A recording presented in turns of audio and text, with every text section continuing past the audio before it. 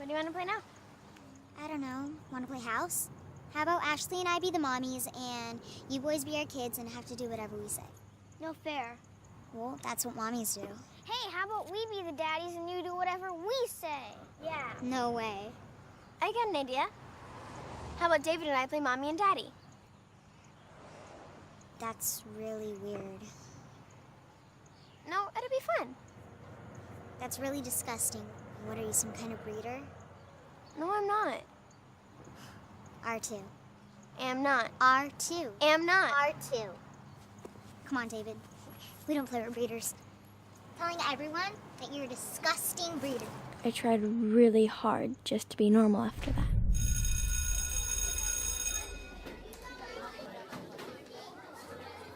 Hey guys, you did such a great job in the suicide scene today.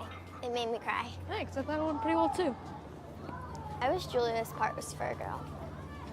Ashley likes boys. Ashley likes boys. Ashley likes boys. Ashley likes boys. Ashley likes boys. Ashley likes boys.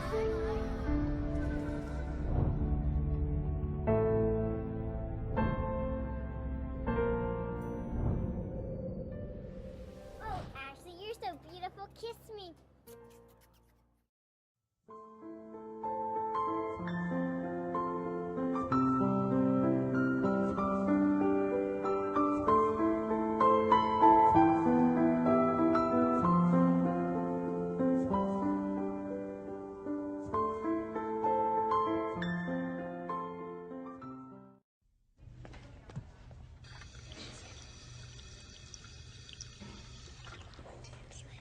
Oh, there she is. She is such a loser.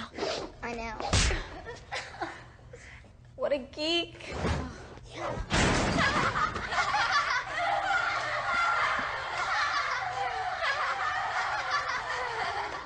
Get lost. Words hurt.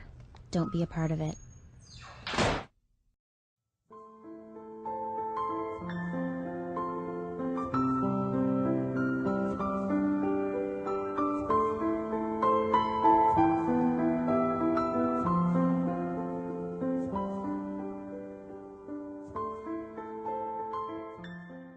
I think it best you marry with the county. Oh, he's a lovely gentleman.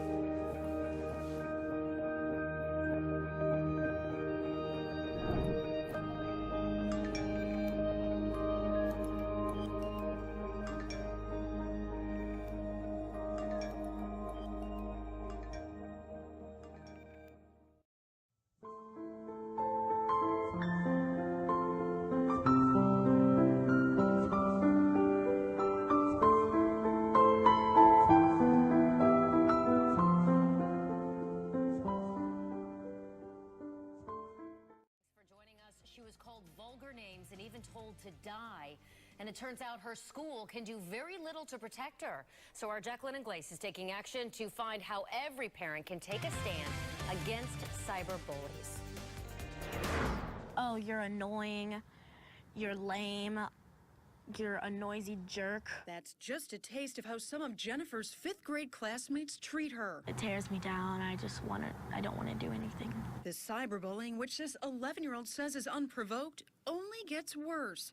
Check out the messages she's receiving by text and on Instagram. This one says, "You're an ugly fat." Another, "Go kill yourself." It's just a parent's worst nightmare. Barbara White's first instinct was to call the principal at Perkins Elementary School, but was told there was little they could do since the cyberbullying is occurring off campus and after school. I need to take a stance and find out what we can do. Digital strategist Mitch Neff says this mom needs to educate herself and look at the online world as a virtual neighborhood. It's just now the neighborhood is much, much larger.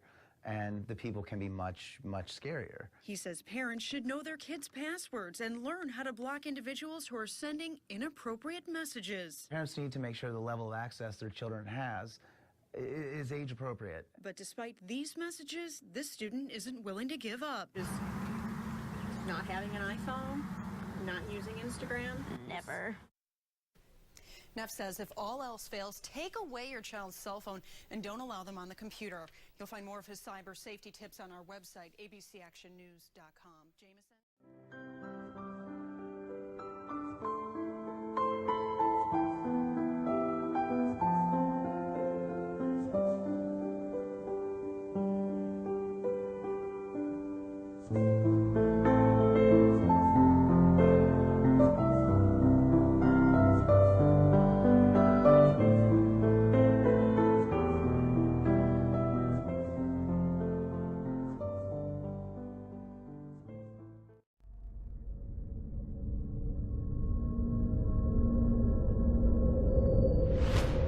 What are you doing? Get away from me!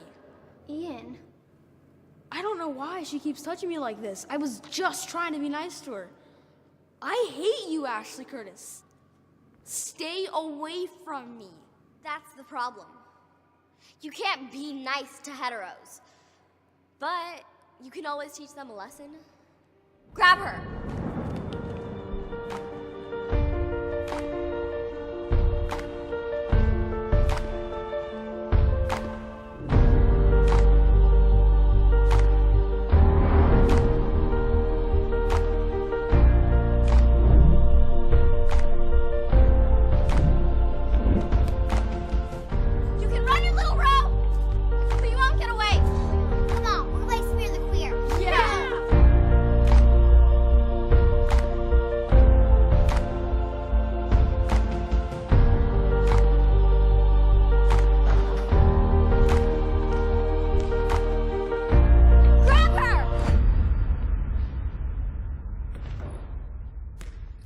This is the little queer bait that tried to hold my brother's hand.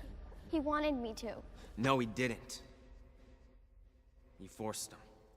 We saw her kiss him just now. Didn't we? Yeah. You friggin' breeder. Grab her! You queer. Smear the queer! Smear the queer! Smear the queer! Smear the queer! Smear the queer! Smear the queer! Smear the queer! Smear the queer! Do us all a favor, Ro, and kill yourself.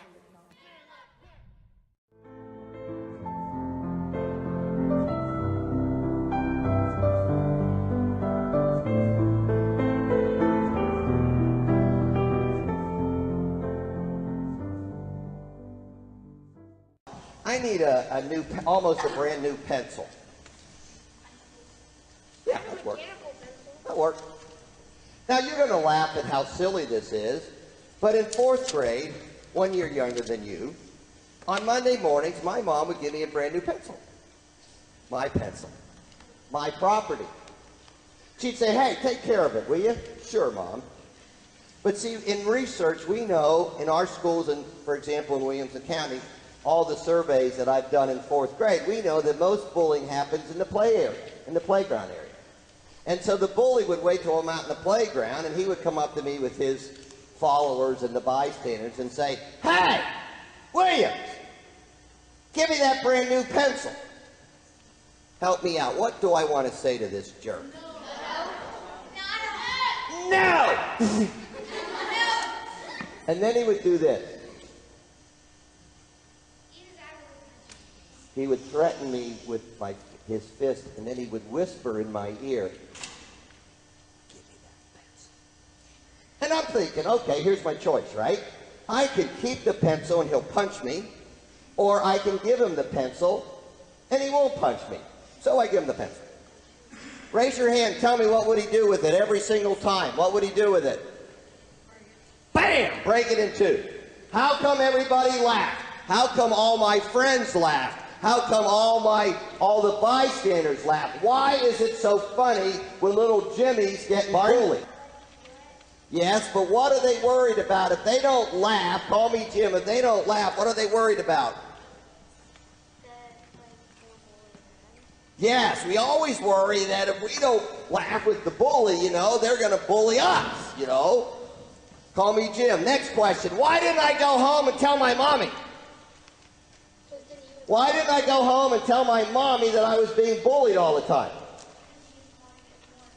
I didn't want to get more involved in it. You know, call me Jim. You know what? If I had gone to this school and I told my mom that I was being bullied by this kid, my mom would have come into this school and gone up to the principal and said, "Hey, bub, you better start taking care of my little Jimmy, because if you don't, I'm going to the school board." Would that make things better for Jimmy? No. No.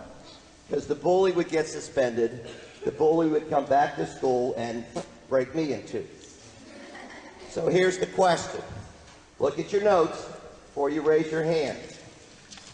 Who is the group that is responsible for either telling the bully to stop or to go and tell the teacher, who is your captain? I'm not going to tell anybody. I'm scared enough as it is. The bully's not going to tell anybody. The followers aren't going to tell anybody. Who must tell the teacher or must tell the bully to stop? The bystander. Why does it keep going on? What was their answer? Because the bystanders will not tell a teacher that somebody just stole somebody's property.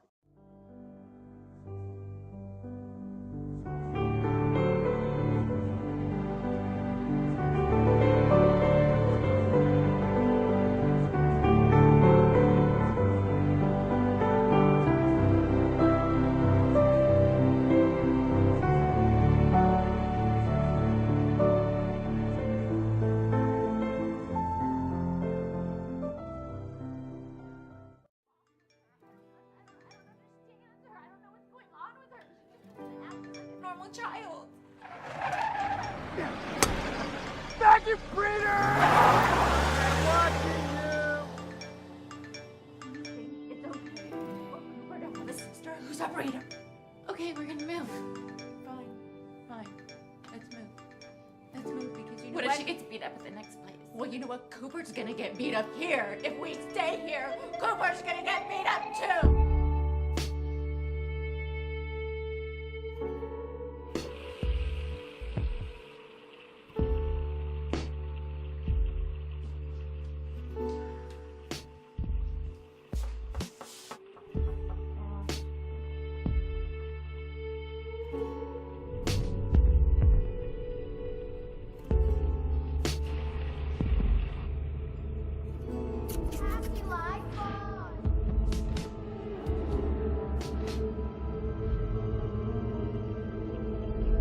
Why does everyone hate me?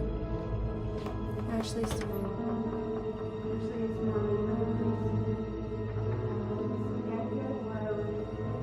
Maybe there's a hetero heaven.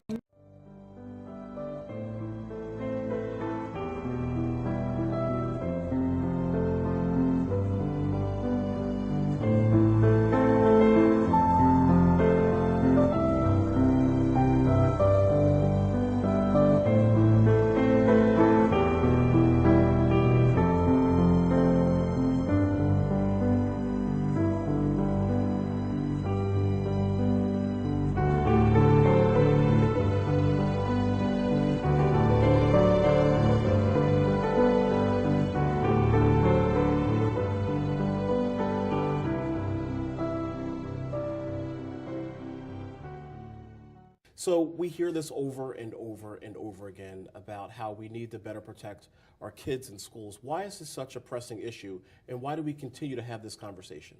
Well, you know, schools are still one of the safest places in our country. It is? Really? Absolutely, but it doesn't mean that we're immune to all the things that we see in the country. And so it's really important that we not only help our young people develop skills that prevent these kinds of issues from happening, but that we also think about proactive strategies to make sure that our kids are safe. And in some supportive environment. And so what is the solution? Why can't we figure out what the answer is? We know what the question is. Why can't we find the answer? We actually know that nothing can absolutely prevent every kind of issue, but we also know there's a great deal that can be done. And in Cleveland, we're focusing on what we call the conditions for learning.